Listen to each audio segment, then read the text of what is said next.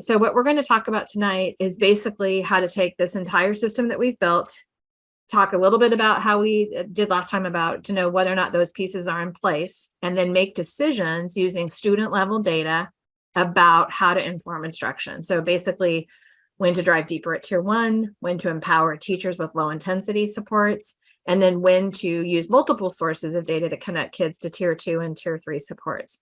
So I'm hoping tonight will be very comfortable and casual. So when I think about tonight, if I were you on your end, I would open up my Ci3T implementation manual. And if you have your screening data, feel free to grab that out, because we're going to be talking tonight about a couple of things. In this session, we'll be talking about kind of a big overview of how to use it. And then Rebecca's going to guide us through some conversations about basically how to use this information to inform decisions. We'll stop recording that during that time. And then, as I mentioned, the next 3 sessions will be about going deeper to empower teachers, and then tier 2, and then tier 3. So if you want this content from tonight, if you log into the enhanced page, and this is the web page, and this is the password to grab it in, and Paloma will go ahead and put that in the chat for you. And then tonight we are down here on session 2 for systematic screening. And we have both these decks up here to just remind you that we get the opportunity, thanks to the generosity of the Institution of Education Sciences, we have the opportunity to provide this support for 2 years. So this special series is just for people in your districts that are participating in one of these 2 studies. And you're welcome to bring friends from your district. We ask you to please not share outside of it. So we're going to start by doing just a quick recap of what we mean by Ci3T. And then tonight we're going to break it down into these 3 areas. And then Rebecca is going to connect us to some resources that are available on ci3t.org as well as pbis.org. And then we'll wrap up. So if you have your manual, go ahead and pull it up. If you want to go ahead and open those up. And if you want anything, it's right there for you. And as we're talking about screening, I want to applaud you for your work on systematic screening. Many of you are starting for the first time, and some of you have been screening for a number of years. And now you have data as far back as 2014, where you get to look at kids' journeys over time. And the districts that were screening well before the pandemic, when that happened, they were well positioned to look for kids at the first sign of concern because they already had that information. And this is encouraging. The tool that you picked, the Student Risk Screening Scale for internalizing and externalizing, is a free access screening tool.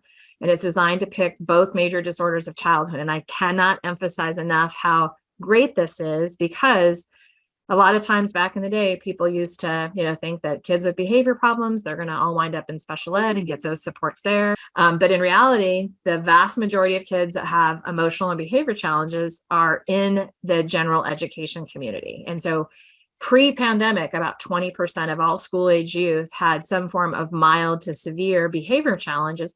And with those overlapping circles, there's a lot of kids that have both. So what shows up is acting out issues like noncompliance and aggression, but it also co-occurs with internalizing issues like struggling with anxious feelings and feeling very shy, withdrawn, and struggling, and somatic complaints where it's real body pains, but they're from a different kind of source. So I want to thank you for prioritizing both major disorders of early childhood. And within your system that you've built, we have had the opportunity to learn from thousands and thousands of teachers and kids. And one thing that I'm particularly excited to tell you about is that Rebecca and Wendy and I are at the final stages of analyzing data from 52,000 kids that have all been screened using the Student Risk Screening Scale for internalizing and externalizing. And very soon we're going to have those results for you. We're literally submitting the paper on Saturday morning, very excited about. So all these lessons learned about the utility of screening, and the fact that, as we're going to look at tonight, those pieces of information from teachers and predict really important outcomes for kids. So I think you guys are at the forefront. You've built these Ci3T systems, you're implementing them. Screening is a regular school practice. And I really admire the people that are participating in these portions of Project Enhance. Some of you are here tonight from districts where it's like a giant descriptive study from both Kansas and Vermont. And then some of you are here as part of a randomized control trial that's taking place in South Carolina and in the state of Washington. So these resources are just for you. So just to quickly review, when we think about screening within a Ci3T model, the first thing we need to do is make sure that the base is happening. So when you have built your plan, you created those clarities in your manual of the academic, the behavior, and the social and emotional well-being. And by defining that, like when in our state conference, she was talking about that social emotional well-being component. They use second step throughout their district. That is one of the core componency of Ci3T, and it's taught in an integrated way. And even though you all have a plan that specifies, here's what's going to happen academically, here's what's going to happen behaviorally, and here's what's going to happen in terms of well-being. Despite that, I know there's going to be some kids that are going to need more than tier one has to offer. And that is okay. That is an expectation. It is not a tragedy. There are going to be some kids that have some can't do challenges that they're going to need some explicit instructions. There's going to be some kids that have some trouble doing things. And there's some kids that straight up know what to do and they don't. So we need to motivate them to want to engage. And in your plan, at the very end of your Ci3T implementation manual, you have a whole set of rows of grids that say, here's what we offer for tier two, and here's what we offer for tier three. So you literally have a blueprint that says, here's how we do it. Here's what we're offering at the base. Here's what we're offering at tier two, and here's what we are offering at tier three. And a big part of what we're committed to with you is making sure that we're first seeing what's happening at tier one. That's why your schools are just launching those treatment integrity and social validity windows right now. So we can accurately say, here's what we know is happening at tier one. And then we're going to use the screening data to make sure that if there are kids that need more than tier one has to offer, we are prepared to support those students in a way that also protects teacher well-being. So when you think about the base that you've built, you've got district standards, you have clarity on your PBIS element. And remember, PBIS is at the core, the same recommendations of the National Center for Positive Behavior Intervention Support. The one difference is the fact that you got input from every single adult in your building to say from them, like, here's what I think everybody needs to know to be successful. That is what went into the matrices that you built. So these aren't just good ideas from your Ci3T leadership team. These were built by the input from your whole set of faculty and staff. So just this last year, they surveyed every adult to say, what do you think kids need to know to be successful? That's literally what you're teaching kids so that they have the opportunity to be teaching, be learning, and then practicing things that are valued by the adults, and they get feedback on those.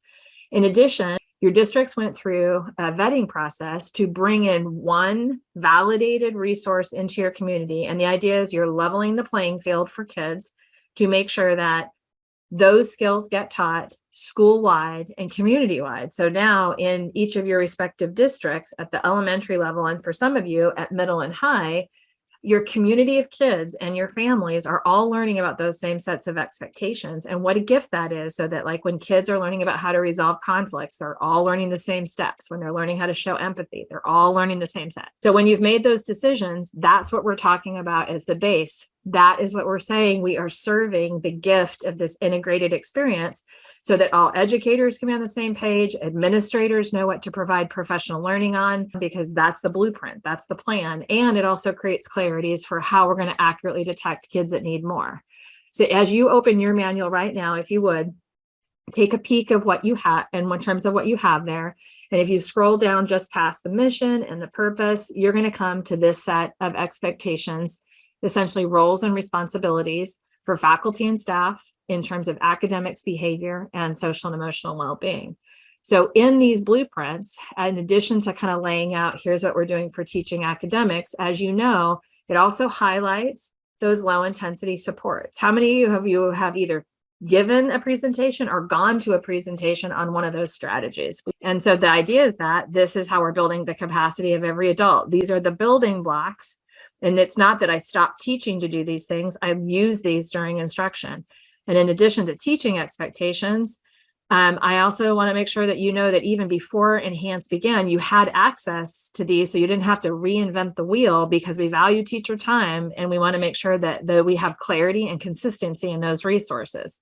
Similarly, in your plan, you've got words right there to say, here's what we're going to do when behavior challenges pop up. So even though you're doing this with fidelity, there absolutely are going to be some kids that are still not going to get it all right every time. And so ideally her, first response is going to be showing empathy, keep instruction moving forward, maintain, high rates of praise for kids that are meeting expectations. And as you think about your social emotional well-being lessons, it's going to be teaching those predictably and then weaving them throughout instruction. So when we talk about teaching at tier one, we are talking about literally planning out when these are going to be taught. And so there's an instructional schedule for how that's going to happen. And we want to make sure that that happens faithfully so that all kids are getting access to that information and that all adults are aware of what's being taught so they can recognize kids for doing it. So when we talk about teaching at Tier 1, this is what we're talking about. So it's teaching first the adults so that we can then teach the students. And then we want to acknowledge the adults, like reinforce them for engaging in this new thing. And then they reinforce the students. And we're going to use these data that we're talking about tonight to know how to make good instructional decisions. And you might think about, like, as you're providing instruction, you're not asking teachers to fill out this lesson plan, but the idea of thinking about, like, I really want to make it clear to the kids that every time I start teaching, I'm going to say, here's what we're learning and what we're going to focus on. And this is going to be a great opportunity for us to practice whatever that social and emotional learning skill set was, like showing empathy, resolving conflict, looking for good decision-making in characters in the book that you're reading, and then all those low intensity supports. Those get brought in at each phase of instruction, because when people are asking the question about, like, how in the world am I supposed to keep a second grader involved for 90 minutes of uninterrupted English and language arts, it's through the use of these strategies and really engaging lesson plans. Now, when we talk about all that we're committed to, like right now, your schools have sent out surveys to every adult in your building to find out, what do you think about the goals, the procedures, and the outcomes, and what parts of your teaching. That information, it's really important for you and your colleagues to fill that out so that you have an estimate of, like, what it's looking like at Tier 1, because we need to know what is happening at Tier 1 before we start looking at the screening data, because we don't want to be the person that says to a parent, your child needs more than Tier 1 has to offer, if we don't know if Tier 1's happening. So when we start thinking about making these connections to Tier 2 or to Tier 3, to Tier 3, if you know what I mean, connected to Tier 3, we want to make sure that we have clarity of what the entire instructional experience is going to be.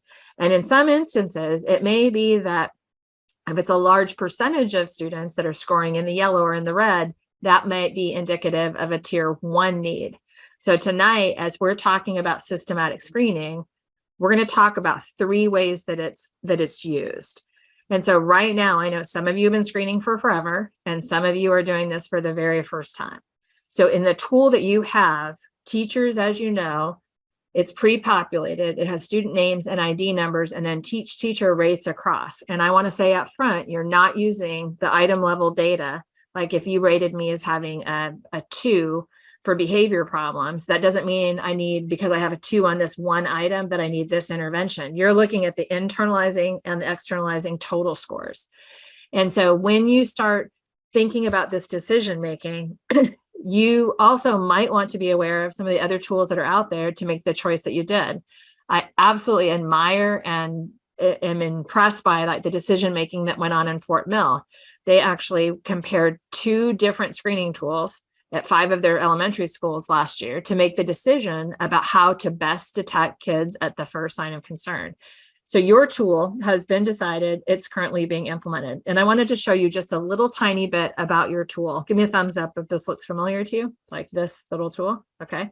And some of you, I was working with one of your districts today, so amazing. Like, you already have a district system, you can see the districts as a whole, you guys are first year implementers and are just rocking it.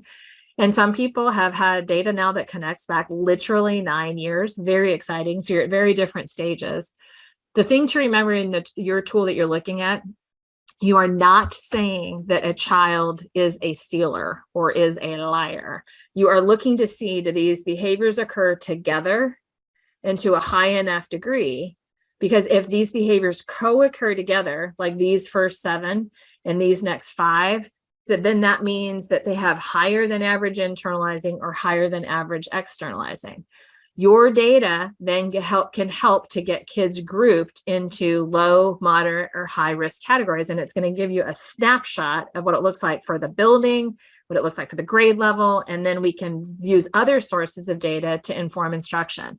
And I want to make you aware that the scoring, although it's the same 12 items at the middle school and high school level, they're just scored a little bit different. These are data from one of the local districts in Kansas. This is one elementary school. And for those of you who are getting started with screening in time, this is what you're going to have over time for fall throughout the year. And as you are thinking about where you're at right now, the gift of this is it creates transparency. So In the early years of Ci3T implementation, we're talking about less than 60% of the kids were at the tier 1 level, and you have large swaths of kids that have tier 2 or tier 3 needs. I also think another huge benefit of this, it creates clarity. After the pandemic, a lot of times people were saying, oh my gosh, behavior felt so much worse. Well, in reality, look at fall 2019 and look at fall 2021. Is it worse or was it better? And here you see about 60% of the kids on the low risk. Here you see about 70. I think the other gift, like for people that are in school psychologist role or counseling roles, or those that are running tier 2 groups or tier 3, is now instead of walking to each teacher and saying, do you have anybody? Do you have anybody? Do you have anybody? We're not doing the Ferris Bueller's approach to like looking for kids for intervention. We're actually going to use data to make those connections. And I think an amazing gift of systematic screening for internalizing issues is that we can find them now, because in schools that don't screen, we were used to rely on office discipline referral data to look for kids that needed more than tier 1 has to offer. But kids with internalizing issues, we know that they don't do things to earn office discipline referrals. And frankly, as a mother of 2 and as a researcher, this is the group of kids I worry about, that I literally lose sleep about. Because if you didn't screen, we would 100% miss those kids, no question. And the great work of Kent McIntosh and others has taught us that we know for sure we can't rely on office discipline referral. So the fact that you have already committed to looking for kids with internalizing issues, especially in this post-pandemic era, or maybe as we navigate through the pandemic, is a real gift, because we don't want to miss those kids. These same data can also be unpackaged. So some of you are used to seeing this and you do decision making on this regularly. So in this actually gives you a way to like say, here's the school as a whole, and then let's take a closer look, because it's not even across grade levels in a school. So here we can unpackage it. So like looking at this table, this is the percentage of kids in kindergarten at low risk, first grade at low risk, and then second grade at low risk. And all these are really good, right? But if you had to pick one grade level right now, which is the one grade level you would think about supporting right now? I'm going to ask you to hold up your hands with either a 1, a 2, or a 0 for kindergarten. And let's go ahead and hold them up when you're ready. I would agree. And even though all grade levels are looking pretty good, I've got about 15% of the kids that might have tier 2 needs here, whereas compared to 4 and 5. And I've got about 3% here, but again, still performing really well. The other thing I want you to know is this is low, moderate, and high. We have learned that when kids start off the year, their fall scores actually predict how well they end the year in terms of academics and behavior performance. So the kids that started off in fall, they actually wound up having better oral reading fluency skills than kids in the moderate or high risk. This is the words read correctly per minute at the end of the year. And so fall scores actually predicted that. MAP reading scores also. Basically, if kids start the year at higher risk for behavior challenges, they are more likely to not do well academically. And it makes sense, right? Kids act out to get out, they're missing instruction, they're not accessing it in the same way. In addition, we've learned that kids spend way more time in the nurse's office when they start the year with behavior problems. And it's not that the nurse is a bad person. Nurse is a wonderful person. But the fact that they need that time, they need that extra support, they're missing instruction, etc.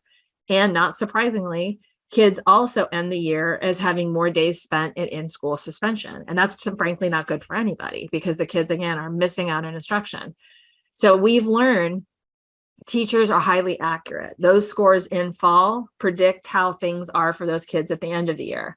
That is also true for internalizing issues. Fall scores predict how kids end the year with reading, meaning they're typically not doing as well and they're struggling more behaviorally.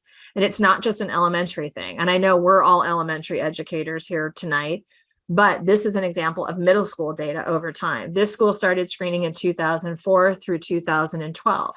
And this green bar, this is the first 7 items, this is all acting out behaviors. In the beginning years, this is the percentage of kids at low, moderate, and high risk. And over time, and I have to say, this has been such an amazing treat to work with this school for a number of years. When Wendy and I were at Vanderbilt, this is one of the schools that we worked with. And the guy that was the vice principal at the beginning later became the principal. But in about 2008, he said something to the effect of, or maybe it was 2009, he's like, my job is completely different. He said, I used to see myself as a disciplinarian. He said, I see myself now as an interventionist. And he was one of the first guys that looked at these data with course failures and absenteeism. And he used to bring kids in and say, here's what I'm seeing. Here's some options of how we can help. Which approach? Like, do you want to try this self-monitoring thing, or do you want to do a study skills group? But he worked with the kids to look at the grids, to make a decision. And then they connected with the families to make sure they were comfortable with the kid's choice. Isn't that cool? Like, they used the data to let the child be involved. And that same thing that we just said at the elementary school was true. Kids in that middle school that I'm showing you, the kids that started off the year in the green, so these kids right here, by the end of that first year of implementing Ci3T, those kids that start off the year in the low risk category earned on average 1.5 office discipline referral. The kids that started the year in the yellow, they earned by the end of the year on average 5. And the kids that start off the year in the high risk category earned on average 8. So those fall scores, the ones you guys are looking at now and about to get right now, they're amazingly accurate. They literally predict how kids are going to do academically and behaviorally. At the middle school level, it predicts grade point average and even predicts school failure. These are data from a high school principal that shared these with us. So we didn't generate these, he did. And I think this is so amazing. Look at this, 2016, 17, 18. This is internalizing. And you see the percentage of kids in the low risk categories going up. So they're getting better, right, in terms of internalizing. Those with tier 2 needs are dropping. Those with tier 3 needs are dropping. And it was his math teacher, their math department, that put this together. The same pattern was true for acting out issues. There's a separate tool that's used for preschool that has different items that also has comparable qualities in terms of being able to detect kids at the first sign of concern.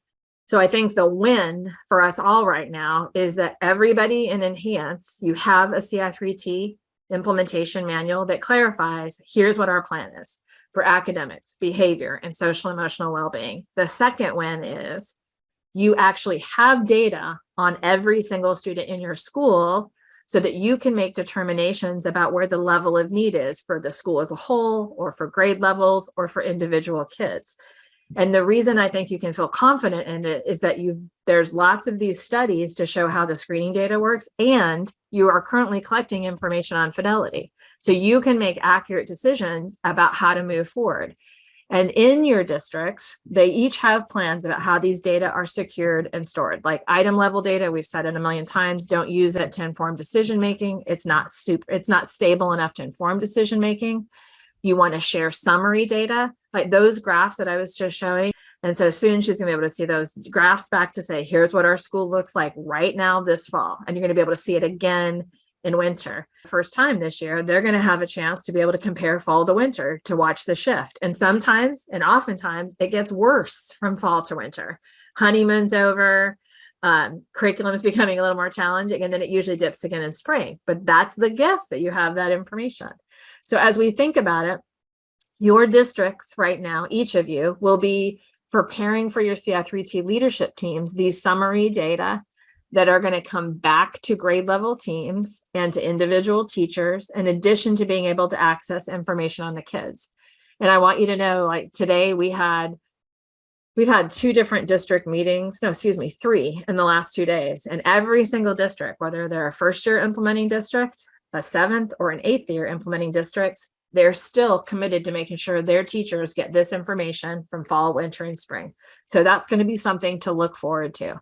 And as we are going to talk about now tonight, is we're going to be able to use it to summarize the school as a whole, unpackage it by grade level, and then use multiple sources of data. And in one of the districts that we met with today, it was so cool. As a first year implementing district, they already have a system where you can draw down the kids' reading performance, their internalizing, their externalizing, attendance, and office discipline referrals. For some schools, it's just a dream, and for other schools, it's firmly in place. They've also had these systems for years on how to be able to connect with it. As you're starting that journey about screening and seeing how things are going, I want you to know this is just one tool. And the reason why Wendy and I have spent so many years with Rebecca and Paloma and others studying this is it's the last of the free access tools. There are some that are very low cost. There are some that are more. And I truly am thankful for the Institute of Education Sciences. They funded a second grant for us called Project Screen. And the entire $3 million investment was learning more about how the one tool, the SRSS-IE, works, because there is no commercial backing, right, for this to generate new information. But that's what allowed us, through Rebecca's leadership, to collect data in 5 additional states, I think 15 additional districts across 2 years, to see how is that tool functioning before, during, and after the pandemic. So we're super excited to continue to share those lessons learned. In addition, you'll also find on this screening tab little videos. There's actually one row of videos that you could take back to people and use if you wanted to. I had a principal just tonight reach back and say, is there anything that you can just let me push play on to explain systematic screening? And the answer is yes. So feel free to check those out. Jennifer Rolandhagen, another member of our team, and Mark, who is traveling back from South Carolina tonight, and Wendy and I had the opportunity to create this little training manual for those using the SRSS-IE. So this might be something that you think about, oh, I want to check that out, because it goes through not only how to do it, but what to do with it, which is, I think, the thing that we're most interested in. So Rebecca's going to guide us through just a little conversation for the next 10 of these 15 minutes. So when we're thinking about like that conversation we were just having about like looking at the school as a whole, like, but sometimes takes your breath away a little bit about, oh my God, how'd that happen? I feel that sometimes when I step on a scale, I'm like, whoa, what happened? My pants were squeezy. I didn't know they should be that squeezy.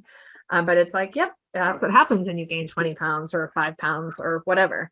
And it's the same thing. Sometimes we can assume that everything is happening as planned. And sometimes we need, but we honest to God, we just need the data.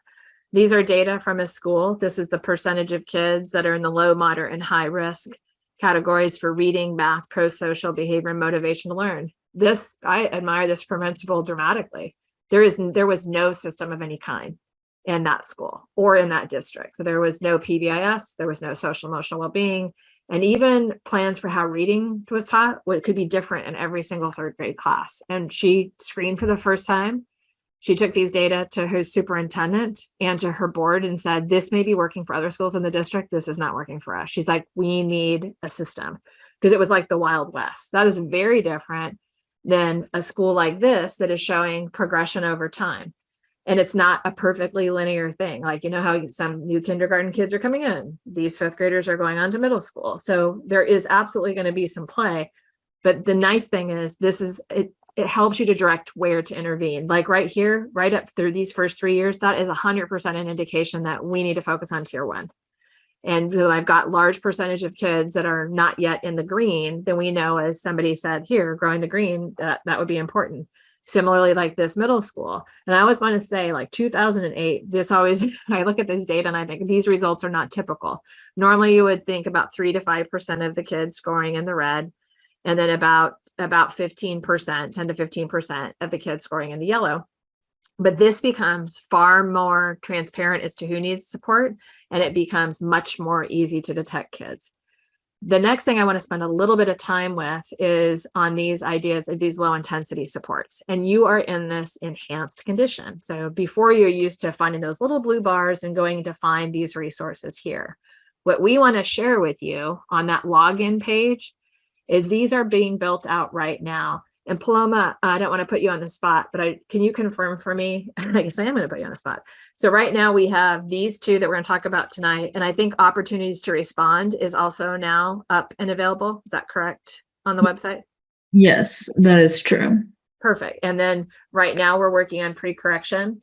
And the plan is that by the end of January, the rest of these will roll out for you. And that's part of what we have this funding to do. But I want to show you some of the cool things that you can do with this. Like if this was one of your classes and you were looking at reading, math, behavior, internalizing, and office discipline refer on days absent, when people screen sometimes for the first time, sometimes they think, oh my God, I don't know what to do with all these kids. I've got all these kids that need all this extra support. I want to remind everybody here, these kids were here yesterday, so nobody panic. And secondly, if this is what your classroom looks like, if this is what your data look like, then if this was my class, I would be thinking, as a former 5th grade teacher, I would be thinking, This is a lot of kids that need more than what's happening right now. So what is the smallest shift that I can make in how I'm teaching to help them be engaged and limit disruption? Because this class is telling me that I've got a lot of refinement to do at tier 1 academically. I've got a lot of kids with internalizing issues, and this is huge. I got a lot of kids that are having academic challenges. I also think this is a wonderful opportunity to make sure that we're doing data-informed decision-making across. Like this intervention for this kid, if they're not a regular attender and a lot of office discipline referrals and moderate risk here, it is not surprising to me that they're really struggling having tier 3 needs in reading and tier 2 needs in math. They're not here enough to be accessing the instruction. So we want to make sure that we're looking at all the data that you have on every single kid. So in your Ci3T manual, you have that, what used to be Appendix D. It's like the assessment schedule. That one page at a glance is letting you know what's all the sources of information I have on everybody. And then in my school, if I was in a school, what I would want to do is I would want to set up on-site coaches in every single building. So for example, it might be that like and I are the go-to people for instructional choice. So we would be the people that's willing to demonstrate to others how to do it. We can invite them into our classroom. It might be that Stacy and Wendy are the go-to people on how to do behavior specific praise. That does not mean they're the only people that run around the school praising kids, but those are the people that you could go to. And then in a lot of the buildings that we've worked with, like Wendy did this wonderful study several years ago in a middle school where during the building year that they were going through, this is what they did. They built on-site coaching capacity. And in that building, everybody was a coach on one strategy and a learner on a second strategy. And I loved this approach because it made it okay for people to not know everything and to be really honest to say, this thing I'm good at and this thing I'm working on. And I think it's also good because sometimes people feel like my principal likes 5 people and they are the people that get to do all the fun things. So we want to think about a way to build on-site coaches so that when we're asking people to teach in these integrated ways, sometimes I'm going to look at that word. And there was a woman that I met at a conference one year, and we're talking about these strategies about you should do behavior specific praise and instructional opportunities. And she came up at the end of afterwards, and she's like, I like everything you're saying, but she's like, if we knew how to do that, we already would be doing it. She's like, and she's like, if you want to be useful, because we were talking about that book that we have on managing challenging behaviors, but afterwards she came up and said, if you want to be really useful, write a book that teaches us how to do those strategies. And I wish to God I had written down her name, because that's exactly what we did. So that book on supporting school success, that came based on that woman's suggestion. Now, here's the cool thing for you. Now, remember, please don't share this outside your schools.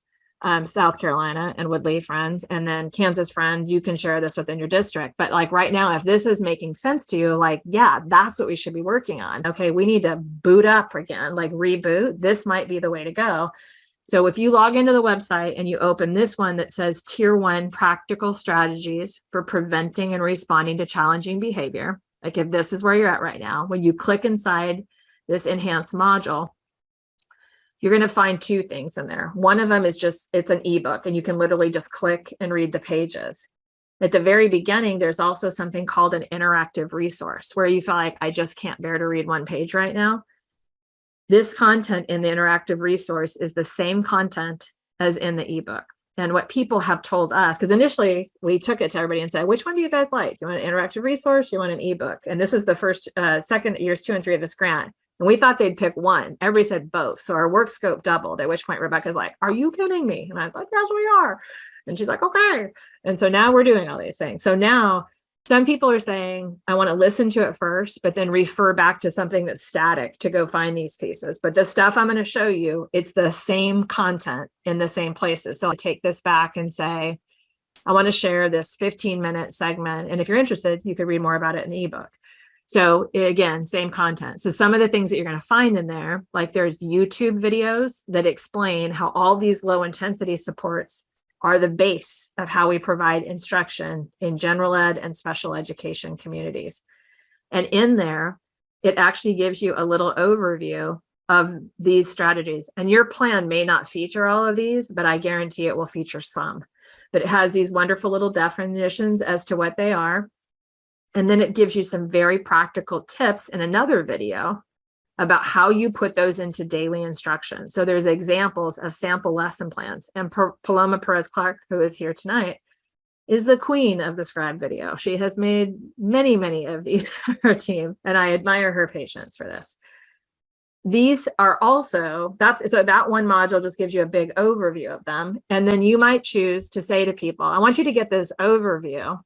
And this year, we're going to focus on 2. So you might say, in fall of this year, we're going to focus on behavior-specific praise, because that's the linchpin for shaping all good behavior.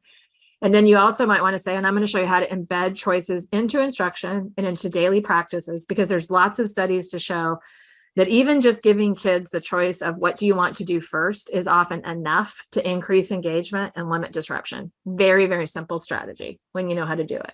So in these purple ones, we are going to be going into more detail on how to do these here. And right now you'll say resources coming soon, but this is exactly what we're going to do together at the next Project Empower session.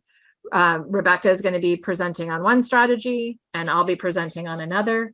And we're going to walk through the resources that are in there. So if you're thinking, oh, that could make sense, then you might think about, okay, I want to come back for that. So in this behavior specific praise one, there'll be a little video that says, what is behavior specific praise? There's also these information graphics. Oh, and I want to tell you, if you don't want to tell people you have to look at the whole ebook, you can literally just send people the link to just that video. And you can download, if you wanted to, just this infographic and share it out. So you could, if you wanted to do like at a PLC, professional learning community, or in a faculty and staff meeting, or you might have like a book club type thing and say, this is the only thing we're going to do. We're going to read this one page, this one infographic, and listen to this one video, and we're going to talk about it. That could be it. And so you can take those out, and if they're interested, so those resources are there. And then one of the slides on the interactive resource and also in the ebook literally just talks through step by step. Tell me exactly what to do. I was in a different professional meeting earlier this week, and when I left this, like everybody was really stressed because some stuff didn't get done that needed to be done. And somebody just said, tell me exactly how to do this, and I will 100% do it. And so like, there it is. Number 1, evaluate this. And if you don't want to read the words, if you're too tired to read the words, you push play and you can listen to the words.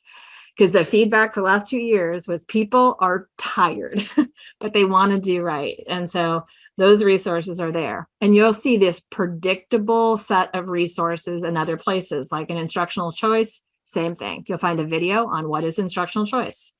What is an infographic that explains it? And then what about like different types of choices I can offer in my classroom? So if this is thinking like, if you feel like, okay, that makes sense, I could teach everybody about these strategies and do just 2, then you might bring a friend from your building or your district if they're in the same condition, if you're in the randomized control trial. And that's literally what we're going to do together. And the whole time next time is just doing those 2 strategies.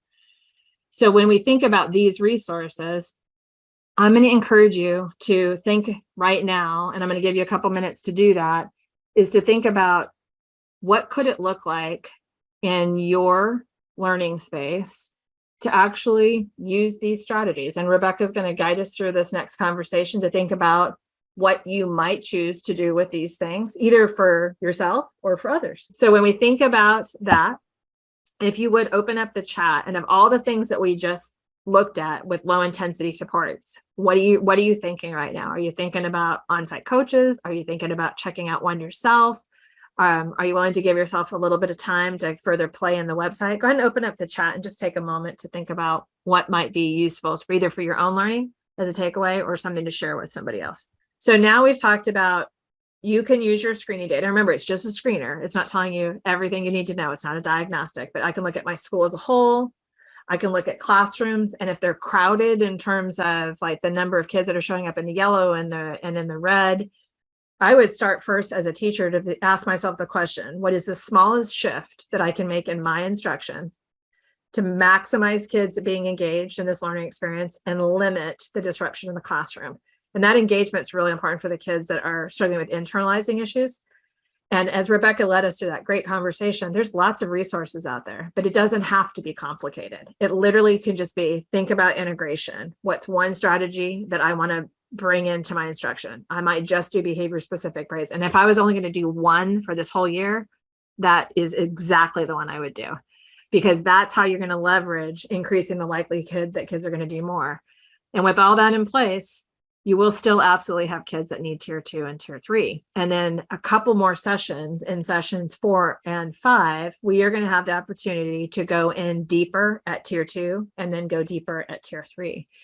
And I know some of you have heard me talk about this before, but in a Ci3T model, you want to think about this as just a little more intensity. So it doesn't have to be tier 2 being a small group where kids are going to go elsewhere to have something happen. Oftentimes tier 2 can simply be higher rates of behavior specific praise for the kids that are screening in the yellow.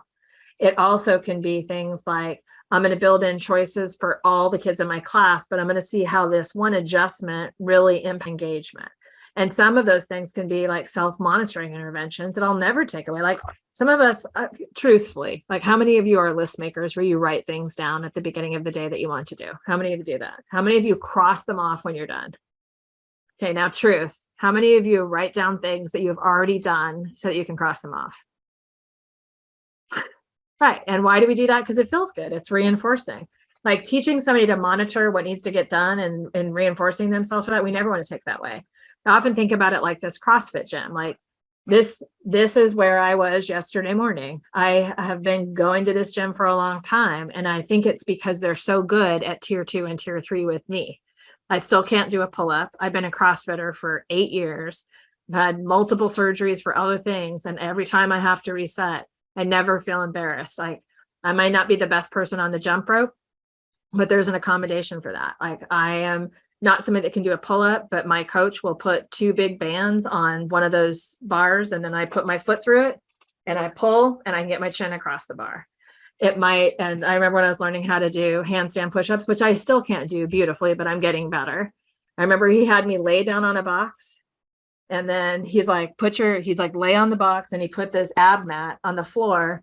And he's like, I just want you to go like this on the box. And I'm like, well, what's that mat for? He's like, if you lose control and fall off the box, I don't want you to hit your head. And I love that. And at no point did he ever say like, this has been too many years and you still suck as an athlete, you can't come back.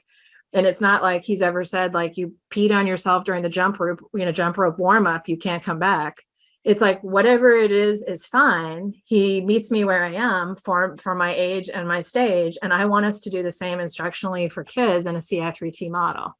So when you're thinking about all these resources that we're going to get to explore later, the screening data are a huge part of how we engage in a data-informed process to make decisions about tier 2, but it is just one piece. We can't do tier 2 really well if we don't know what's happening at tier 1. Array of some of the tier 2 supports, in addition to learning the processes, Wendy and Sarah Jane made this wonderful resource about like how to layer on self-monitoring into tier 2 reading interventions to help kids stay engaged. Because sometimes people used to think that, oh, I have to have 2 interventions. Like if I have a kid that's in the yellow for reading and in the yellow for behavior, in quotes, they needed 2 separate tier 2s. We're going to put it together in one. That's the benefit of the integration. Direct behavior ratings is another really good intervention that can be used to manage increasing engagement, decreasing disrespectful or disruptive behavior. And the neat thing about that, it's a very simple intervention, and how the intervention and the outcome is actually measured in the same way, super time efficient. There's also behavior contracts that you've done.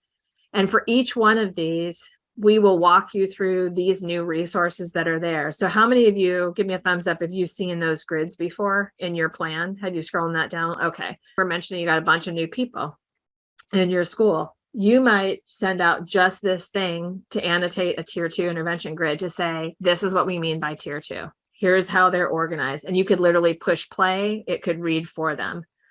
Or there's a CrossFit analogy where there's a short little video from a conference that explains that tier 2 is not always a person that's coming into the classroom or the kid always being pulled out. So that might be something that you want to take a peek at. There's also an infographic that can just explain, let's clarify what we mean. So things like, we are not going to say a tier 2 kids. There's no little yellow kid or red kid running around. They're going to be kids that have tier 2 or tier 3 needs.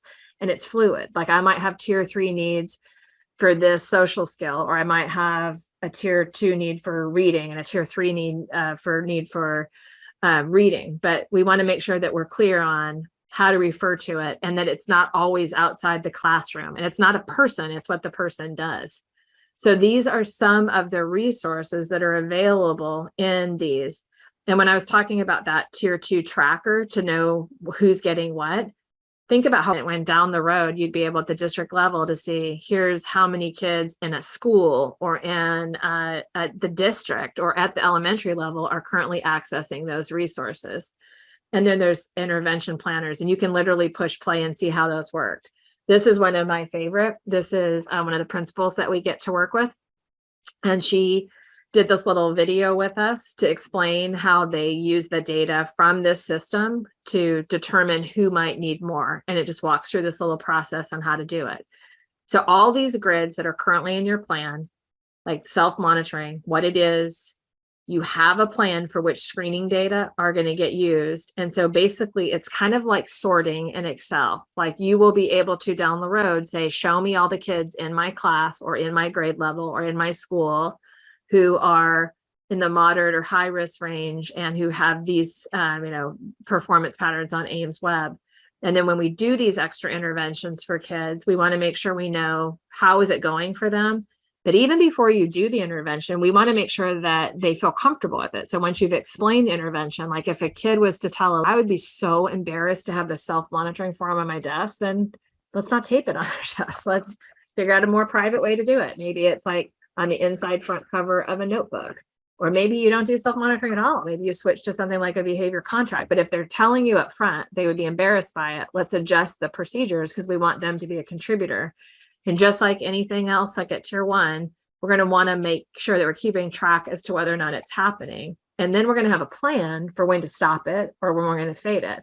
And things like self-monitoring, we're never going to want to go away, but we might have those done in a less intentional way. So it might be the kid becomes a list maker. And some schools that Wendy and I worked with in Tennessee, they did this very cool thing that when a kid over time, like had 5 weeks of data showing that this self-monitoring intervention had really increased work productivity or decreased disruption, when the kid kind of graduated and exited that support, some of the schools had these kids come back and be like an ambassador for that intervention. So that if another middle school or high school kid or upper elementary kid just got screened in as needing this, instead of it being just like somebody like in a kid who just successfully used it, like, okay, dude, let me tell you how I did it. I just put it inside the inside for cover, or I kept it on the inside part of my locker. So then I just went there. That's how but if they could have, it's like the real live examples. And we've learned from the applied behavior analytic literature that the more closely the model approximates the kid themselves, the more likely they are to follow it, because it's like, I'm hearing it from somebody that did it, that's my age and my context. So it works. So in your grids, they all have the same stuff. They have the name of the support, what it is, the inclusion criteria. And this is important. We strongly encourage you to use the screening data to avoid overlooking a kid in need, because some kids like have a great active parent community, which is wonderful, but not every child has a parent or a grown-up that can advocate for them. So we want to make sure that we're literally sweeping 3 times a year to see who might need what. And so when we do this, we don't want to overlook a kid in need. And this is very important to our equity work to make sure that we're giving kids what they need when they need it. And again, we're going to monitor that progress and have a plan for leaving. And then things like social skills group, you'll see in this that we also want to make sure that we use things like diagnostics, like to know what the content of that social skills group should be, because it's not going to be canned. So like, if Paloma and Rebecca and I are all in a social skills group, I might be a learner on how to initiate social interactions, but Paloma and Rebecca might be great at that.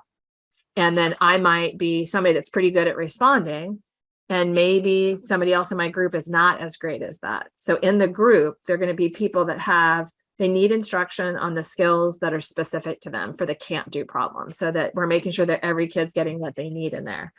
But as you look through these, they're elegant and clear in the sense that a parent could read this, a community member could read this, a teacher, and in many cases, the kid themselves. So like if I was going to do a small group reading intervention with self-monitoring, that might be designed for kids that maybe have tier 2 or tier 3 needs, like in this case for reading, and also who have interfering challenging behaviors.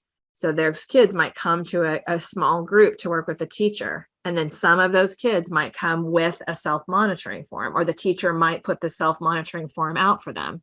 So it might be if I've got like 3 kids in this reading group, and maybe 2 kids need this form and the others don't. So these kids would have this that says, did I come to the reading table when my teacher called my name? Did I read my book? Did I build my words and practice the sounds with tiles?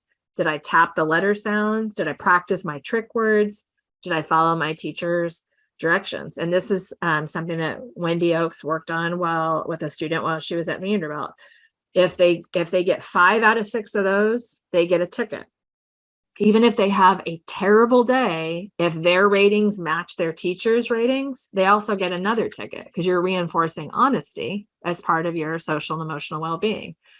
And on the teacher's side, this is the form that would be at the teacher's desk. So, because you can't assume that both kids are having the same experience. So let's say I've got David and Travis that both have this form. These first 6 things are exactly what's on David's and Travis's form. So they have their ratings, the teacher has their ratings, and then the teacher also says, did I prompt the kids to complete the checklist after each activity? Did I compare my checklist to the students at the end of the intervention? And then I give them the ticket. So when we talk about monitoring integrity, this is how you can know what actually happened in that small group. Because like if Heather's running this group as a special educator and David's not having the same outcomes as Travis, the first thing she's going to look at here is to see, did they interact with the intervention the same way? And it might be one kid engages in it differently than another kid. And they're all on the website. So for every one of the blue bars, and in these tier 2 and tier 3 resources, we have even prettier versions of these, and they're downloadable, and they're all in Word documents. So when you see in like let's say you open up the behavior contracts module, some kids that are coming to get Read 180, I might have other kids that are going to have a tier 2 need for like a mentoring program. Maybe I do that for sophomores and juniors. One of the schools, one of the states we worked in years ago in Tennessee, they had a rule where kids could not graduate if they couldn't pass Algebra 2. So they had this targeted Algebra 2 that was available to 12th grade kids. At any time their grade dropped below a 75%, and if they had a study hall, then they would go to the kid and say, we noticed your grade just dropped. Would you like to join the study hall? The kids that weren't eligible for this were the kids that had like band or choir when they didn't have a study hall. So there's practicalities that needs to work on this. One of the things that Wendy and I will be doing is working with a different district in the state of Washington. And their big questions right now are like, and it's just an introductory thing, because they just want to know, is this possible in middle and high school? And hands down, absolutely, it is. So we want you to have some examples of how this could look. But the idea is this: you want to make sure, as you're thinking about screening, we want to keep at the forefront of our minds, this is by itself is not enough. We want to make sure that we know from all faculty and staff, is it happening? And it's not to judge them. It's not to put people on a list. It is absolutely not evaluative. It's to see, are we reaching capacity at tier 1? And in addition to doing these self-reports, in each of your districts, they'll randomly select teachers from 1st, 2nd, 3rd, 4th, 5th, and they'll go in and do direct observations.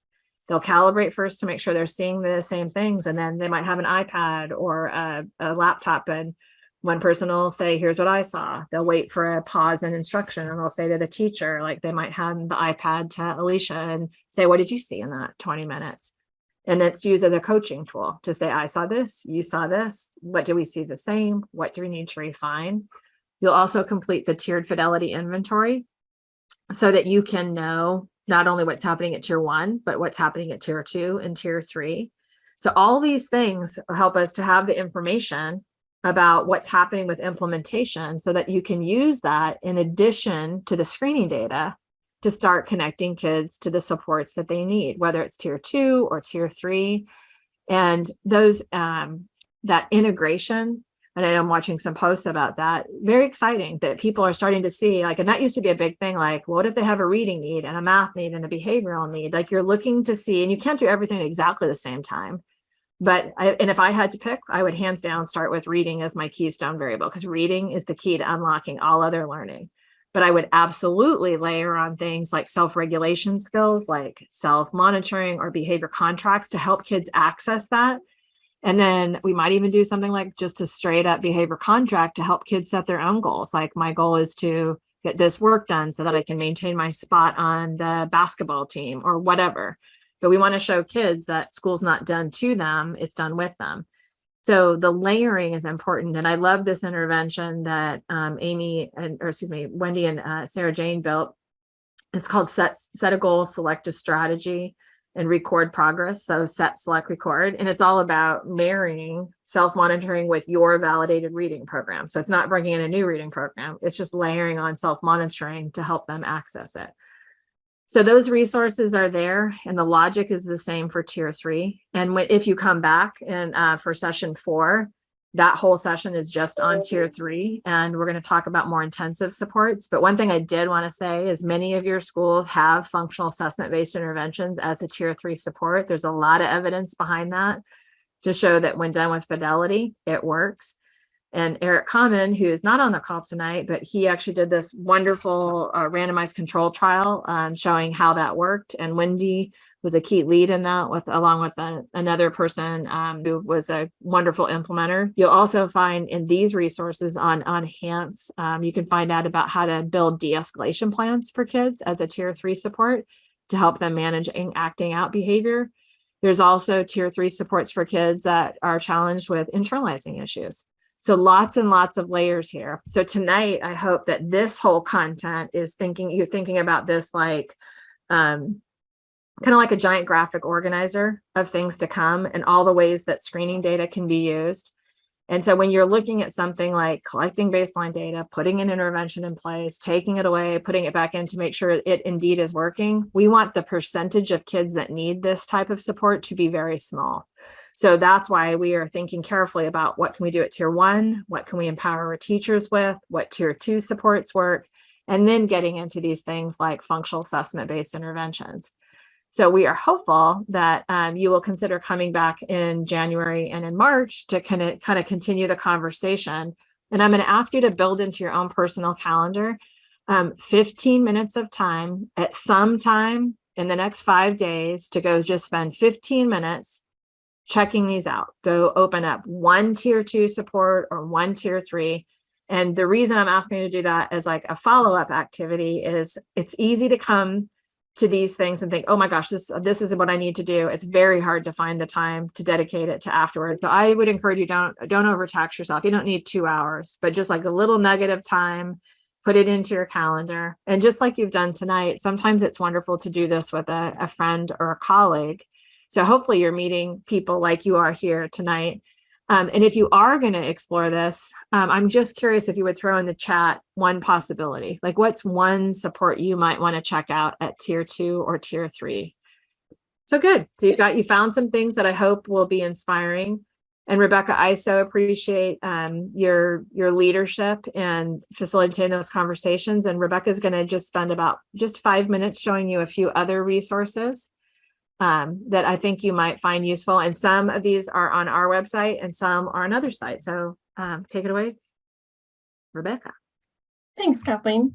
So the first couple that we're going to look at are all available on the website, as Kathleen said, specifically on our systematic screening tab. And if I could have somebody throw that in the chat from our team, that would be great.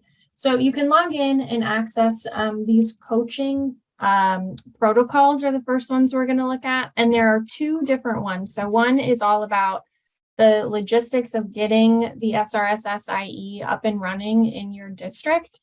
So it walks you through, if you were somebody who's working on the back end, getting this like up and running so that teachers are ready to screen on day 1. It walks you through different things you should think through, when your windows might be, and you can download and edit that document to customize it to fit the needs of your district. So for example, putting in those windows. And then there's another one that's geared a little bit more towards the day of screening and what those logistics might look like to make sure that teachers have what they need to log into whatever system you're using to actually complete that screening tool on the day. And then the other thing that's available on our website is the Screening Coordinator Training Manual. And this is a resource that's all about getting the SRSSIE up and running. So it's even more detailed than just those protocols. And what's cool about this is that you can download it from the website as a PDF, or you can access it in this like online ebook kind of version. So it literally just flips through pages and you read it like you would a book, but it's online. And if you're kind of weird like me and you think that's cool, then I think it's cool. check it out. Thank you. But that walks through resources about getting screening up and running, what actually conducting screening would look like, and then what you might do with those resources once you're finished screening. There's also information about the cut scores, so how you look at the results and kind of make decisions in conjunction with other data to see what kids might need. And then, actually, that's a really good point too. And this whole like Project Empower evening tonight together, basically these 9 pages summarize the big like 30,000 foot view of what we just talked about. So Rebecca, I appreciate you pointing all those out. Yeah, thanks. And another good thing is that these resources are not part of the Project Enhance that you guys are a part of. And so these are available for you to share freely with your district to look at, as are the next couple of resources that we're going to look at, which are on pbis.org. So we've been fortunate enough to work with members from the center and members of our team to build additional resources about screening. So some of these talk about the SRSSIE, and some of them are just broader for screening tools in general. So if you go to pbis.org, you'll find along the top kind of a menu of options. And if you select the topics button and you go to database decision making, you'll see a lot of resources specifically about systematic screening for behavior disorders. So there are tools, the 2 that you can see on the screen are about how you might select a tool, which is maybe less applicable for where you guys are, but maybe a resource you could share if you know somebody that's at a school that's interested or thinking about screening. There's also resources where we interviewed people who have been screening for a long time, and we got insights and tips about things to do that people who have been doing this for a long time are really good at. And then another cool thing you can download is tips for communicating systematic screening with your community. There's also a resource that we don't have on the screen, but it's geared specifically towards sharing information about screening with families. And that's all available on pbis.org, free access. And we can celebrate that these are written by Rebecca and Wendy, which we love. And Kathleen. Less important. Yeah, thanks. Right. Thank you. And I think this is wonderful to know that it's not Ci3T specific. So systematic screening is something that's done ideally in tiered systems, but hopefully in integrated systems where you're getting in the well-being information as well as the academic. So we hope these resources are helpful to you. And I love this one that was led by Rebecca, because this comes up all the time. Like, people ask the question, should we be talking to our families about screening? And absolutely yes. So that is why a parent member was on your Ci3T leadership team when you were doing the building process. So usually there's like a letter that goes home from your district or your school at the beginning of the year to say, welcome back. We're excited. We're a Ci3T district. In addition to doing screening for vision and hearing and reading, we're also going to be checking in on well-being.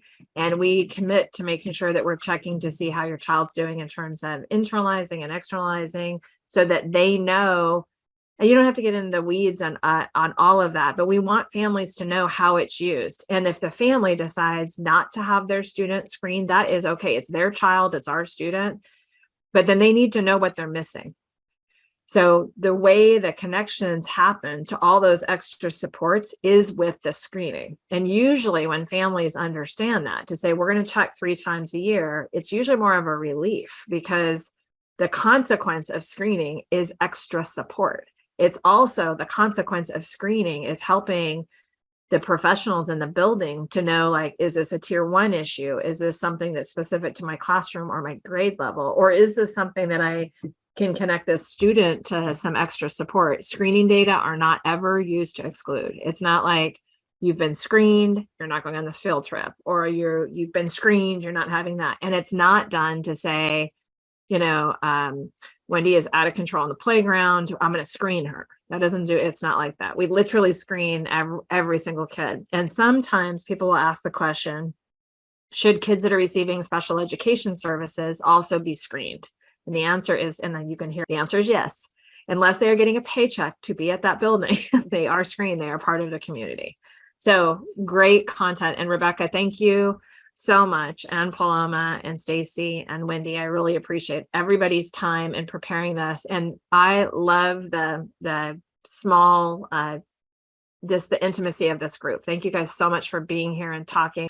As we're wrapping up, know that I think, and I say this all the time, I think the greatest gift one person can give to another is the gift of their time. And so I think for me, this is treasured time with you, and I appreciate you more than you know.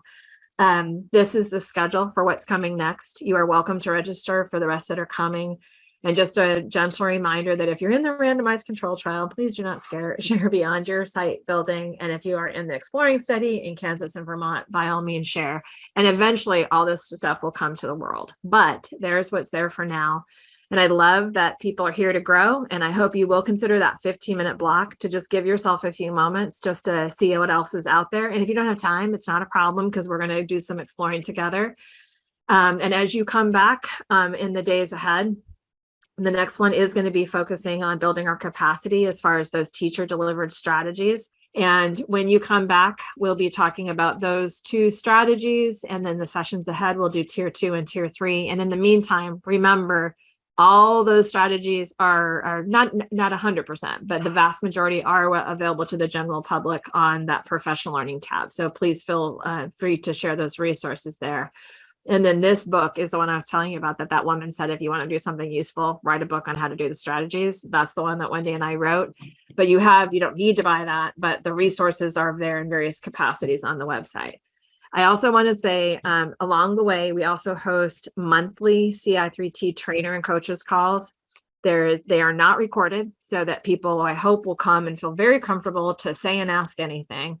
And there's 3 little segments. One is come with any question that you want. You can put it in the chat and we'll ask it, or you can ask it out loud. Then we did a little bit to help people that are building their Ci3T model. And then we have sessions that are open just for quick drop-in questions for implementation. So if you get in there and start trying stuff and you want to come, by all means, and you register for that in the same way that you do for this one.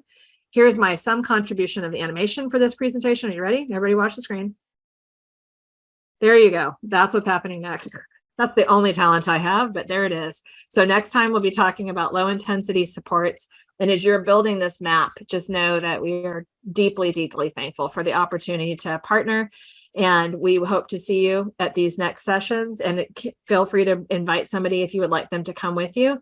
And we also have in-person sessions led by David Royer in Kentucky. So if you ever happen to be driving through Kentucky and you want to go to professional learning, feel free to stop there.